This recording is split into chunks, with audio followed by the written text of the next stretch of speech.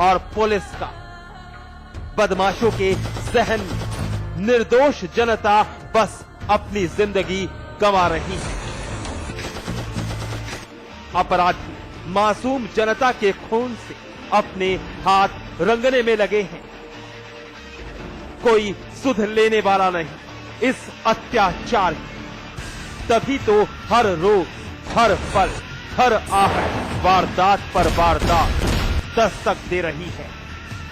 और हमारे इस दावे की तस्दीक सीतापुर की ये दिल दहला देने वाली वारदात कर रही है।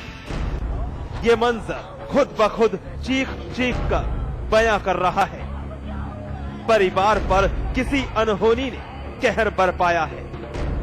जी हां, एक बिलखती मां, एक बेबस बाप। अब तो सिवाय दर्द की इनके हिस्से कुछ नहीं बचा। सब कुछ लुट गया।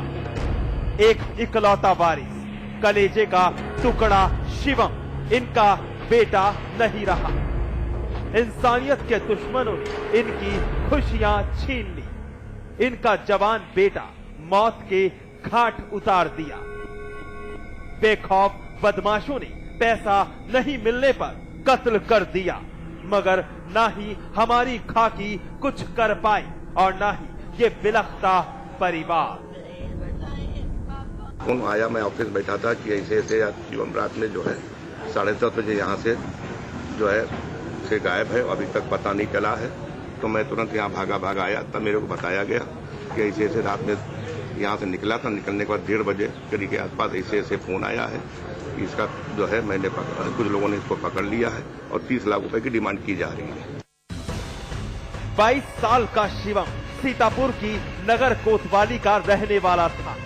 पिता मक्खन जिंदल एक मार्बल व्यापारी है। शिवम अपने पिता के साथ दुकान पर ही बैठता था, मगर 30 मई 2013 की रात घर से शिवम अचानक लापता हो गया। परिवार ने शिवम की तलाश शुरू की, लेकिन कुछ पता नहीं चला। थक हार कर पुलिस को इत्तला दी गई। इस दरमियान एक फोन कॉल आया। शिवम को छोड़ने की एवज में 30 लाख की फिरौती मांगी गई। पीड़ित परिवार ने पुलिस को शिवम के अपहरण और फिरौती की बात बताई। सुबह फिर 6:30 बजे फिर करीब फोन उसके लड़के का आया कि ऐसे ऐसे पापा इन लोगों को 30 लाख रुपए दे दीजिए और हमको छुड़ा लीजिए। उसके बाद से पुलिस अपने से उसमें सक्रिय लगी रही थोड़ी बहुत जो है, और उसके बाद उसको फुटेज दिखाती रही, करती रही। और शाम को भी जो है मेरे को 10 बजे जब मैं यहाँ आया तो मेरे को बताया कि करीब 12 बजे के आसपास बच्चा आपका जो है सुरक्षित आ जाएगा, आप लोग परेशान होने की जरूरत नहीं, आप लोग आराम से सोइए। उसके बाद मेरे को सुबह फोन आता है कि ऐसे तो उसका तो मर्डर हो गया है। एसटीएफ की एक टीम गठित की गई। फोन सर्विलांस पर लगाए गए और फिर 31 मई की रात 3 अपराधी लखनऊ के एक होटल से दबोच लिए गए। पकड़े गए तीनों लड़के शिवम के दोस्त थे। पूछताछ में तीनों लड़कों ने अपहरण और फिर हत्या की बात कबूल ली। पुलिस ने आरोपियों की निशानदेही पर शिवम का शव एक खेत से बरामद किया। लेकिन इस वारदात के बाद पीड़ित परिवार हमारी मित्र पुलिस पर भी लापरवाही का इल्जाम लगा रहा है और आखिरी वक्त तक पुलिस झूठा दिलासा देती रही और बस यही कहती रही कि उनका बेटा सही सलामत है। मोहम्मद रिजवान, सीतापुर समाचार।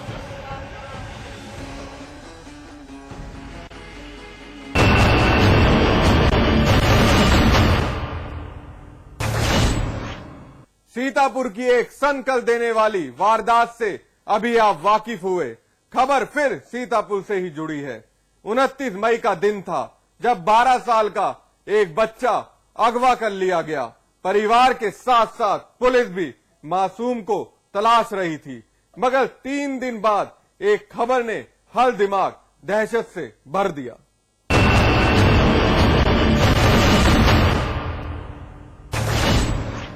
वो लड़का मारा गया है, बुरे तरीके से मारा गया, आंख निकाल लिया गया है, मिट्टी भी काटी गई है और मार करके उसको आंख भी निकाल ली गई है मार करके। तो उसको क्या हाथ भी कटे? हाथ भी कट गया है, काटा गया है। खोदने से बीच नहीं पाया, तब उठा करके बोरिंग के गड्ढों में डाल दिया गया। नम आंखों से दरिंदगी की एक दास्तान सुनाता ये शख्स एक चाचा है। कहानी भतीजे की मौत की थी। बता रहा था कैसे कितनी बेरहमी से 12 साल के भतीजे की हत्या कर दी गई। यही वो जगह थी जहां से मासूम की लाश बरामद हुई।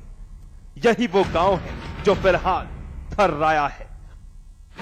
हर चेहरा गमगीन दिख रहा है, हर गलियां खामोश पड़ी हैं। ऐसा होना लाजमी भी है क्योंकि आज इस परिवार के साथ जो दरिंदगी हुई है वो कल किसी और के साथ भी हो सकती है। अपराधी बेखौफ बन गए हैं, जनता चार चार है। तस्वीर पर एक नजर डाली। 12 साल का सुधीर इस परिवार का चहेता, मगर आज सुधीर एक याद बनकर इन्हें रुला रहा है।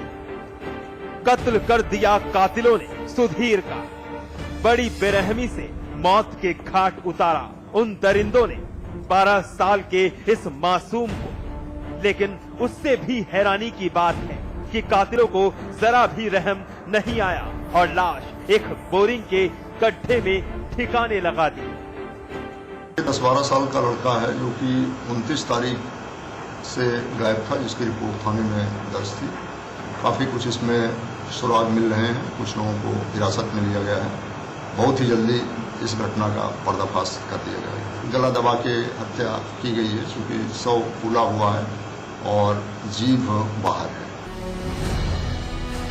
जी हां, सीतापुर के थाना कमलापुर के रहने वाले रघुनंदन का 12 साल का बेटा 29 मई के दिन अचानक लापता हो गया।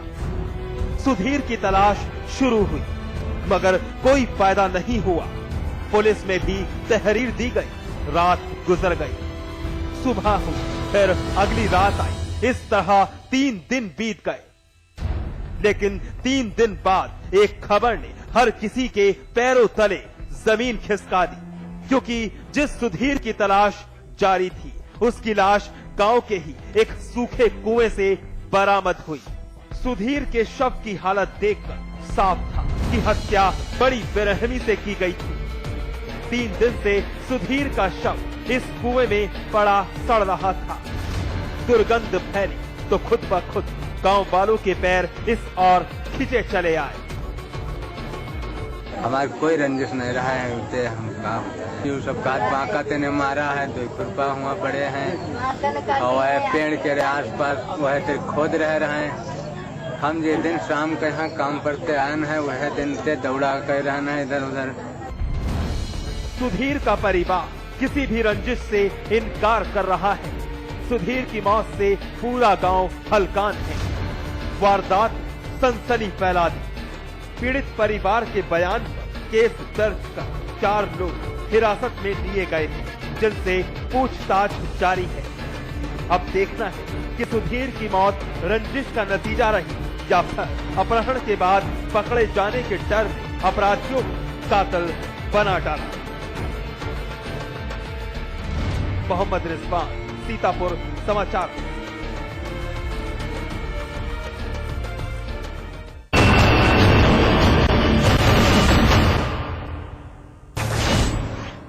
बेलगाम बदमाश इस कदर बेखौफ बन गए हैं कि उन्हें बुजुर्गों को निशाना बनाने में भी जरा गुरेज नहीं होता।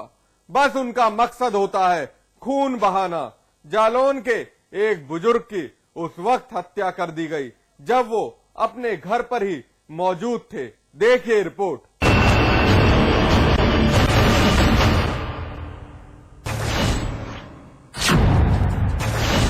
उन्हें कानून की परवाह नहीं,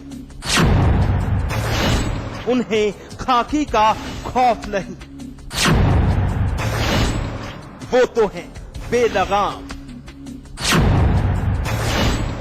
बेखौफ कातिल। उनका मकसद है निर्दोष जनता के खून से हाथ रंगना। जिला जालौन की कोतवाली कोंच का ये इलाका खामोश रात के बीच खाकी की दस्तक और बदहवास खड़े लोग, तफ्तीश का दौर जारी है। इलाके के जिस मकान के बाहर भीड़ खड़ी है, उस मकान के अंदर बेखौफ बदमाशों ने खेला है खूनी खेल। चलिए मकान के अंदर दाखिल हुआ जाए। ये घर तस्वीर में दिख रहे 75 साल के देवदत्त पहाड़िया का है और जमीन पर पड़ा लहूलुहान शव इसी बुजुर्ग का है। पुलिस जुटी है सुराग और सबूत जुटाने में। जद्दोजहद जारी है कि एक सुराग मिल जाए तो ब्लाइंड मर्डर की ये गुत्थी सुलझा ली जाए, मगर ऐसा अभी तक मुमकिन हुआ नहीं। बस तलाश और तलाश अभी बाकी है। जरा जरा चीज खंगाल कर देखी जा रही है। पूछताछ का दौर भी जारी है। पहले जरा एएसपी साहब की जुबानी मामला जान लीजिए। आखिर बुजुर्ग का कत्ल कब और कैसे अंजाम दिया गया? ये कोंच थाना अंतर्गत सुभाष नगर मोहल्ला है। इसमें देवदत्त पहाड़िया रहते थे। इनकी एज करीब 70-75 साल की थी। वो यहाँ पे रहते थे। आज जो है करीब 8-9 बजे के बीच में इनकी यहाँ पर हत्या हो गई। सुना कुछ रात के तकरीबन 7-8 बजे का वक्त रहा होगा। बुजुर्ग देवदत्त घर पर ही अकेले मौजूद थे, मगर इस बात से अनजान कि मौत भी दस्तक देने वाली है। कुछ अज्ञात लोगों ने देवदत्त के घर हाजिरी लगाई। बेखबर देवदत्त ने मौत का चेहरा पहचाना नहीं और फिर उन दरिंदों ने बुजुर्ग के सर पर वार किया, जिससे उनकी मौत हो गई। वारदात का पता उस वक्त चला जब पड़ोस में ही रहने वाले उनके एक रिश्तेदार उनसे मिलने पहुंचे, मगर घर का दरवाजा खुला और देवदत्त की लाश जमीन पर पड़ी थी।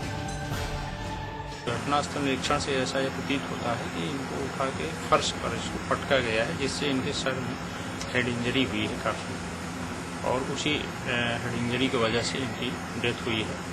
और वहाँ पर मौके पर काफ़ी ब्लड भी पड़ा हुआ है। और ऐसी संभावना जताई जा रही है कि कुछ लोगों का अभी जुबान से ये भी कहना है कि 1-2 लोग आए थे और उन्हीं के द्वारा ये घटना कारित की गई है। अभी इसका पंचायतनामा की कार्रवाई की जा रही है। बुजुर्ग देवदत्त के कत्ल की इत्तला पुलिस को दी गई। खबर सुनते ही पुलिस के होश फाख्ता हो गए। लाउड लश्कर के साथ पुलिस ने दस्तक दी। फॉरेंसिक एक्सपर्ट टीम बुलाई गई। बड़ी बारीकी से मामले की तफ्तीश शुरू कर दी गई, मगर बुजुर्ग देवदत्त की हत्या कई सवाल उठा रही है।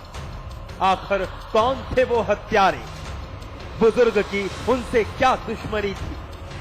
क्या इरादा लूटपाट का था या फिर कोई और वजह?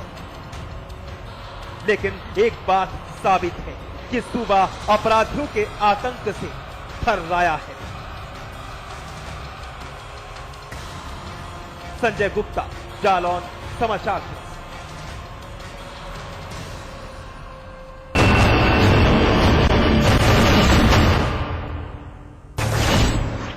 फिलहाल वक्त है एक छोटे से ब्रेक का। ब्रेक के बाद दिखाएंगे बेलगाम बदमाशों की कुछ और दहशतगर्द कहानियां।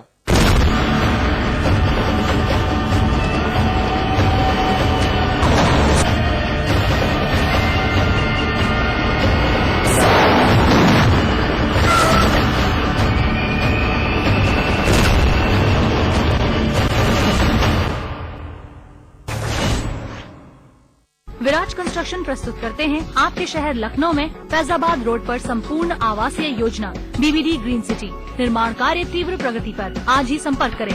किसी को गले लगाओ, किसी से आग मिलाओ, रहो हमेशा पास पास।